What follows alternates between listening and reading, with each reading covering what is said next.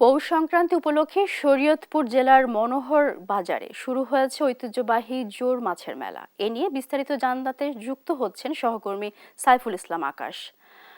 আকাশ, কি কি আয়োজন থাকছে এই মেলায় আর জনসমাগম কেমন দেখছেন আমাদের জানাবেন।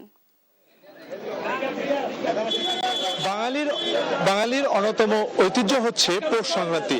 আর এই পৌষ সংক্রান্তিতে শরীয়তপুরের ঐতিহ্য হচ্ছে জোড়া মাছ ও জোড়া বেগুন বিক্রি। এই মুহূর্তে অবস্থান করছি শরীয়তপুরের মনোহর বাজারে। এই বাজারে কিন্তু কাকডাকা ভোরের আগে থেকেই বিভিন্ন অঞ্চল থেকে এ বাজারে মাছ ক্রয়ের জন্য ক্রেতা ও বিক্রেতারা উপস্থিত হয়েছেন। এখানে কিন্তু সময় হাঁকে ডাকেই মাছ বিক্রয় হয়।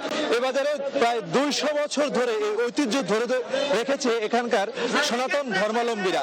সেক্ষেত্রে কিন্তু এখানে প্রথম দিকে জোড়া ইলিশ মাছ বিক্রির মাধ্যমে এ বাজারে কিন্তু এই ঐতিহ্য শুরু হয়। পরবর্তীতে কিন্তু ধীরে ধীরে প্রতি বছরই এ বাজারটি চলে আসছে।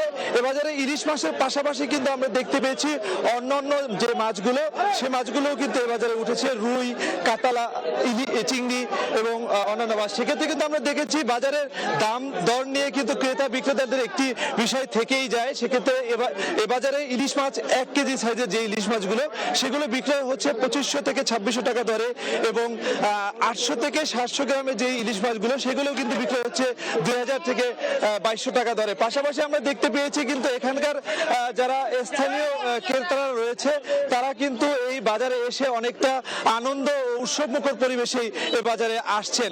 এবং বাজারের যেই সার্বিক যে পরিস্থিতি, সেটি দেখে কিন্তু আয়োজক কমিটির সাথে আমরা কথা বলেছি।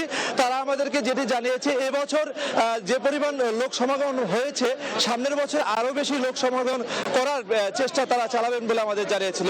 এই ছিল শরীয়তপুরের মাছ বাজার থেকে।